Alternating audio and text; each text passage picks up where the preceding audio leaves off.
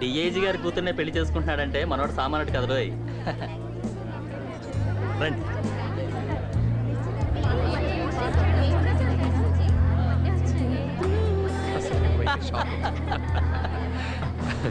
అసలు ఏంది రమేష్, రాజ్,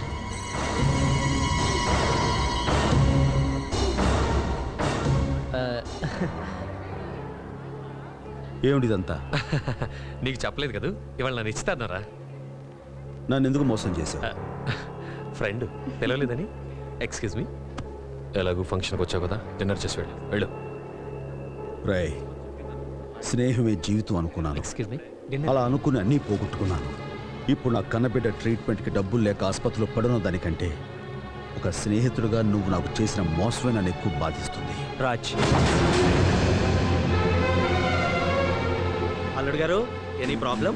అబ్బే ఏం లేదు మా గారు, వాళ్ళ అమ్మాయికి ఏదో ఒంట్లో బాగాలేదని హాస్పిటల్లో చేర్చారట.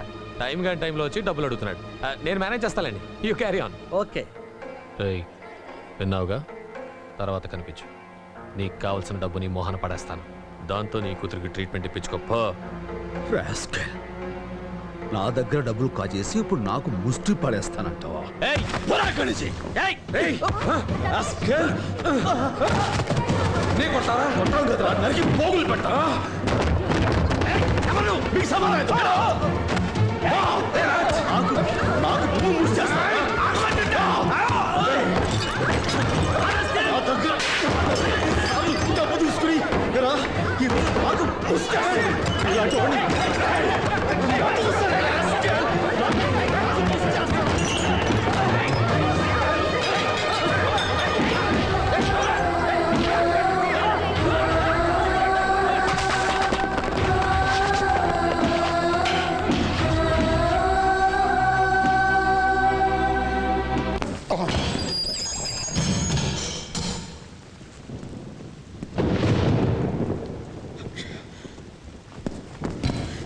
ఎస్ఐ గారు, నన్ను వదిలిపెట్టండి. నా బిడ్డ హాస్పిటల్లో చావుబతుల మధ్య ఉంది. ప్లీజ్. డిఐజీ గారు అల్లుని కొడతావరా? నువ్వు అరిచి గీ పెట్టినా కూడా నేను వదలను. అంత మాట్లాడకండి, నన్ను నమ్మండి, మీకు ధనం పెడతాను. ప్లీజ్. షటప్.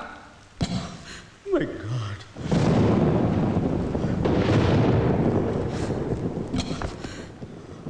అక్షయ,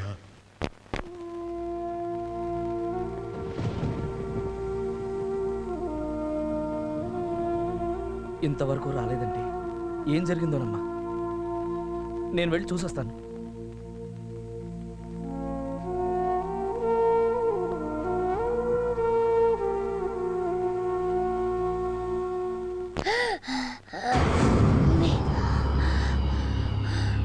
అక్షయ, ఏమైందమ్మా? సిస్టర్, సిస్టర్, ఏమైంది? డాక్టర్ గారు, పాపకు ఊపిరాటం లేదు. అక్షయ, జస్ట్ అక్షయ.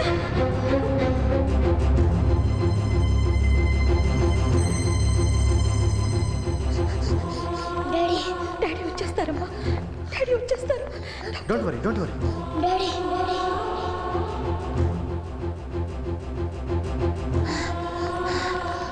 Daddy, doctor.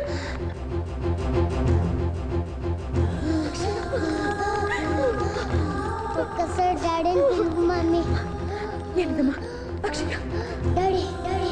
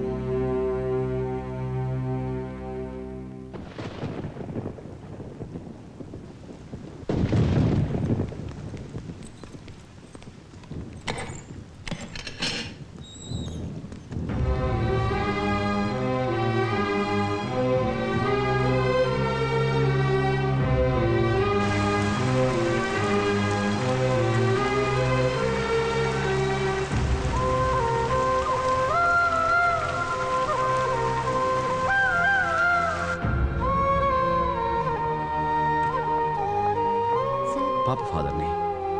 సార్ పాప చనిపోయింది.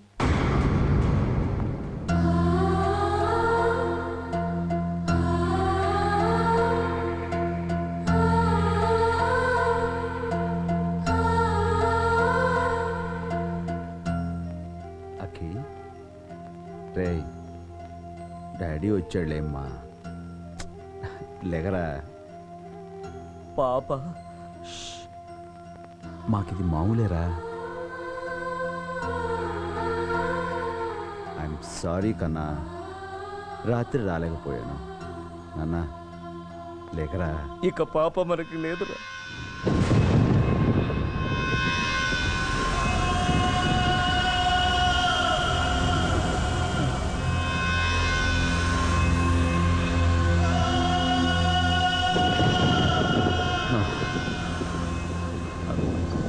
అఖి లేమ్మా, మిక్కీ మౌజ్ ఇస్తాను లేరా. ఐస్ క్రీమ్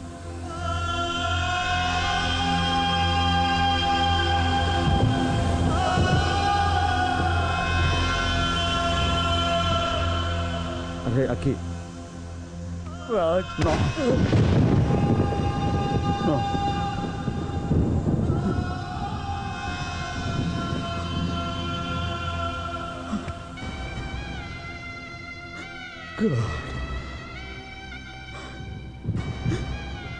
అఖి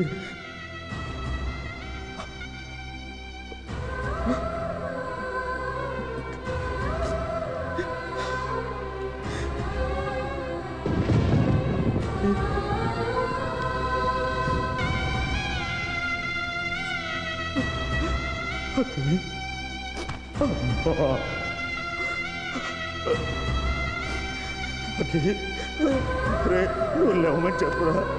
నువ్వు లేవమని అమ్మా.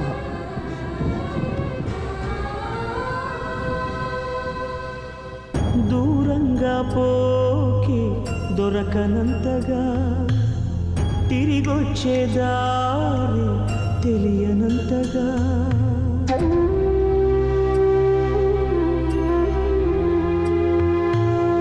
దూరంగా పోకి దొరకనంతగా, తిరిగొచ్చే దారి తెలియనంతగా, భూమాత ఒడి చేరి నా భారం దించావా, చూస్తూనే చేసారి ఎదకోతే పెంచావా, నీ డాడీ రెక్కలు విరిచావా, మెట్టింటికి పంపేదాకాగలేక మట్టింటికి వెళ్ళిపోయావా శాశ్వతంగా.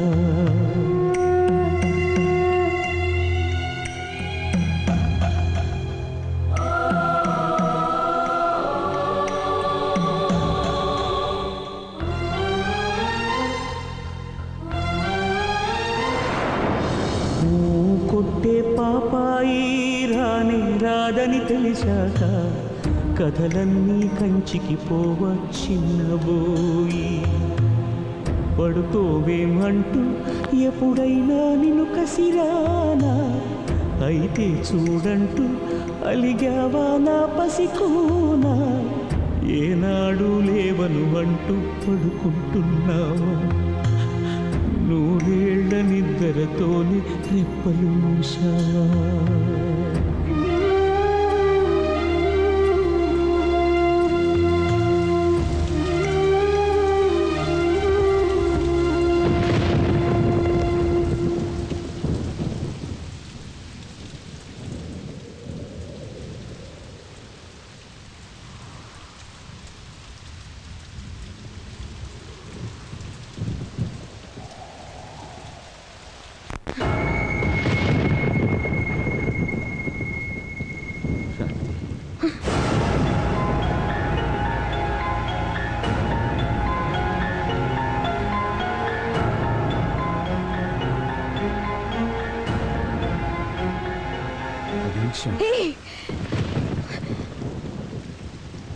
నా కూతుర్ని నువ్వే చంపేశావు.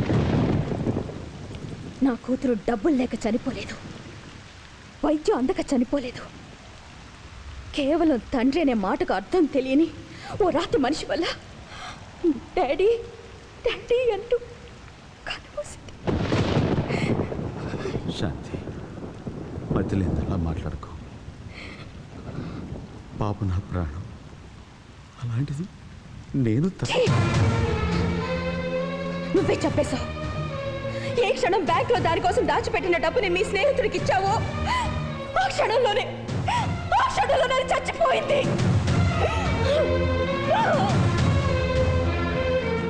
లోకానికి నువ్వు ధర్మమూర్తి, దానకర్ణుడు కావచ్చు, కానీ నాకు మాత్రం నువ్వు నా బిడ్డని చంపిన హంతకుడివి.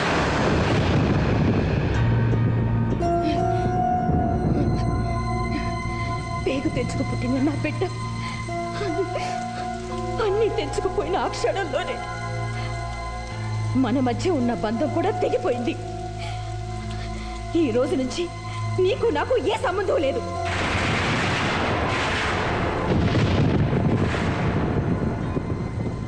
భార్యగా నేను కోరుకున్నది నా బిడ్డను నాకు దక్కించమని, అది కూడా చేయలేకపోయావు. ఎంతో మందికి ఎన్నో చేసిన నువ్వు ఇప్పుడు నాకు ఒక్క సాయం చేస్తే చాలు. జీవితంలో ఇక నన్ను ఎప్పుడు కలుసుకోవద్దు. అది నాకు నువ్వు చేసే సాయం.